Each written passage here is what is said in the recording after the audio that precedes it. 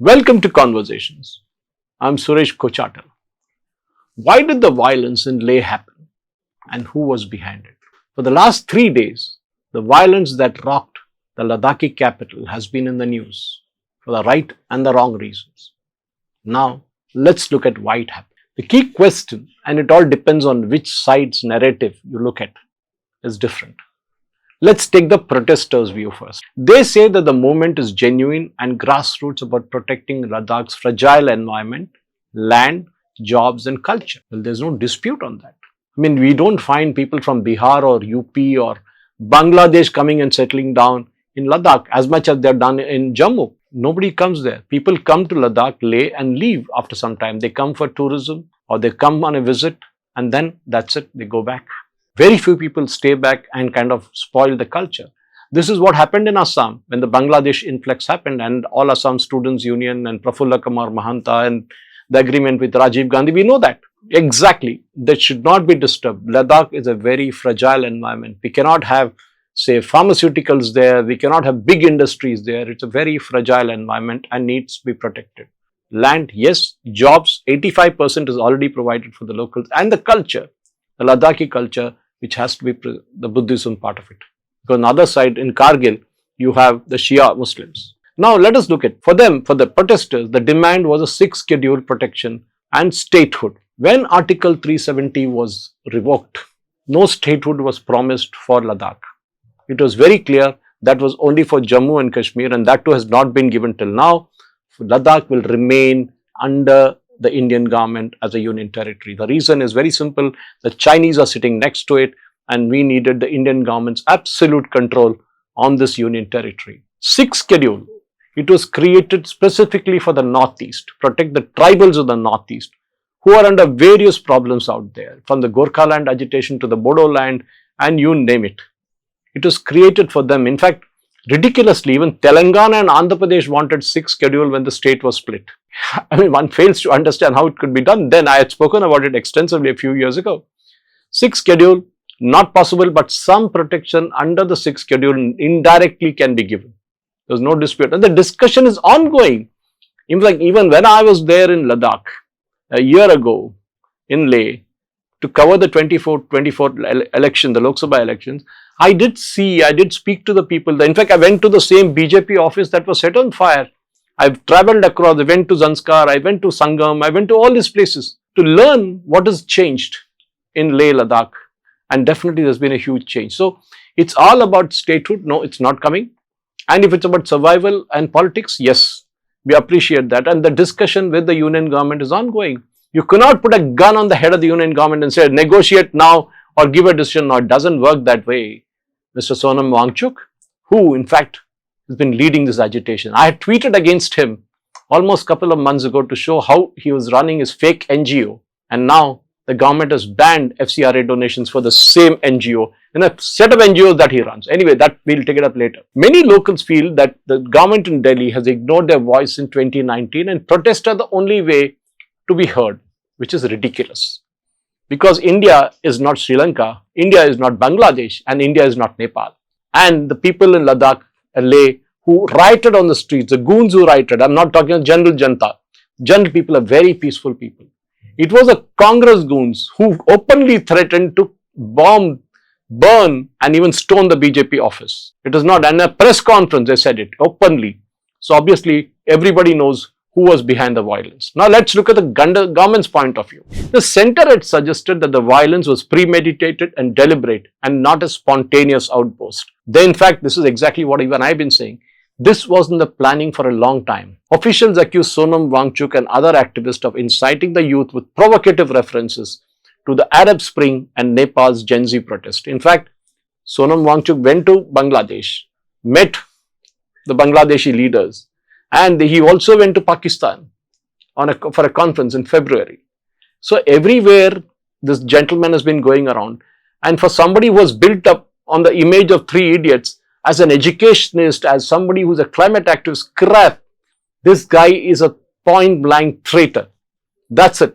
He revels in money, he gets tons of money from abroad, from shady people, and he kind of puts up a front with many left-wing publications and people like Amir Khan who want to show him in great light. Anyway, the less said better about Sonam Wangchuk. In fact, the government of India also points out the alleged financial irregularities in Wangchuk's NGOs, which I just spoke about, claiming that he was protecting personal ventures while fueling unrest. He has a motive. He wants to make money, crores of rupees in his bank accounts, that is legally or illegally there. And imagine what is the money sitting outside the banking system. That is what. Let's also look at the neutral part of it. What is the person who's neither on the government side or the Wangchuk side saying? Their view may lie somewhere in between. They say the frustration is real. The Ladakhis have been demanding safeguards. So 5 years, yes, that's coming. That's been given. Beautiful roads have been built. Employment coming up. I saw a cyclotron plant there. I saw the ice skating rink there. I saw the football field there. But then these are political rivalries.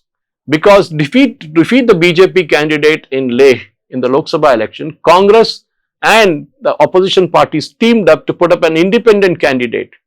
As a result, the Buddhist BJP candidate lost and the Shia Muslim candidate won. Actually, the people of Leh lost, not with the political rivalries, but they lost their identity. They don't have a representative in parliament who represents their religion. They have somebody who represents the opposite part of it. And this is again a game played by the Congress party. But it's also possible that political rivalries, as I mentioned, activist agendas and outside influence amplified the anger, pushing a peaceful protest into violence. But the violence was deliberate. It was announced in a press conference. The government of India also believes there's a hidden agenda, a personal ambition, politics and foreign funding, all of Wangchuk stuff. But for most Ladakhis, it's also about identity, land and future security, which is kind of being discussed. The violence, in fact, which locked Ladakh, we saw that 4 protesters were killed, 60 were injured, many police and paramilitary forces also were injured. It started with a lathi charge, tear gas and then firing. In fact, these protesters actually walked out of the same hunger strike camp of Sonam Wangchuk. This Sonam Wangchuk character regularly goes on hunger strikes, either in Leh or in Delhi, all for the sake of publicity. And as I mentioned, his entire activity is backed by the left wing. You go and see the pictures of the people whom he is with. The statements that he makes on his tweet are all leftist or jihadi elements supporting him, directly or indirectly. In fact, this is the first major bloodshed in that region since it was carved out of the Union territory in 2019 after the abrogation of Article 370. Sonam Wangchuk, who has a pattern of going on hunger strikes regularly, was again on a hunger strike on this issue and claimed the violence began after 2 of the fasting youth collapsed and were hospitalized. Come on, he's joking.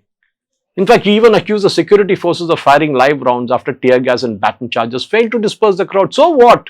You go and burn government property, you go and burn a party's property, then what else do you want the government to do? Sit there? Sit quiet? Sorry, this is not Nepal, as I said before. This is why I said Gen Z, the so-called Gen Z, which is hyped up by Rahul Gandhi. And I'm telling you, Rahul Gandhi is also behind this. Directly or indirectly, he has been inciting this cause. And definitely, under UAPA, this Sonam Wangchuk and his supporters need to be locked up, at least for a few years. This has to be done by the government. I hope the government of India has realized the seriousness of the issue. Of course, the statements made by Congress leaders were very clear. They wanted a Nepali-style violence to happen here. And the government took a tough stand for a change. Tear gas, lathi charge, followed by firing. In fact, the center's call saying that it is premeditated and deliberate was very, very obvious. In fact, the talks with the Ladakhi groups were already scheduled on October 6th and an informal consultation. In fact, this happens with the Home Ministry team. And informal consultations were underway this week. This is allegedly done by some activists to provoke violence as long as the dialogue was open. They wanted this dialogue to stop. And that is why this violence happened. In fact, now Leh Ladakh is under curfew. Some parts of it at least. Police have detained 48 people during early morning searches. Schools and colleges were about to shut for 2 days. 4 bodies which are handed over to families after post-mortem, where most of the injured have been discharged from the hospital. All this violence need not have happened. In fact, meanwhile, the Ministry of Home Affairs has cancelled the FCRA license of Wangchuk's NGO, as I told you, which is called Secnol, citing serious violations of foreign funding. Officials allege and hold the amount that over 1.5 crore rupees in foreign funds were received without clearance. From whom?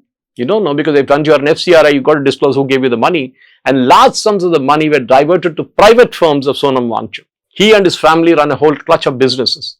He wanted to start a university, which the government said no. He wanted to do something for the Indian army, to build something for them. Government kind of smelt everything because this guy is basically a Chinese agent. In fact, the CBI and the Income Tax Department are probing this matter now. Political reactions, of course, are coming in. Jammu Kashmir Chief Minister Omar Abdullah urged the centre to address the Ladakhi's concern. Yeah, the government is doing it, boss.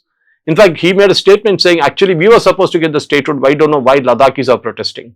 But that, of course, never got the amplification it needed. The Lieutenant Governor of Ladakh, Kavinder Gupta, has blamed outsiders and provocative speeches for the violence. In fact, if you go back and watch the press conference, it's very, very clear, a press conference that was held 3 days ago, that it is very clear that the violence was going to happen. And the entire area was already under heavy security. As the people of Ladakh wait anxiously to see whether the demands will be met after the October 6th talks, the situation is cooling down now. But one thing is for sure, this entire thing was planned, created and executed by the Congress party.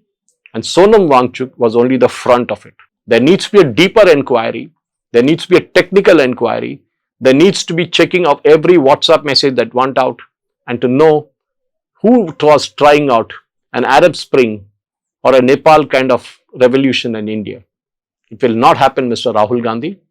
Take it from me. Thank you for watching. Jai Hind.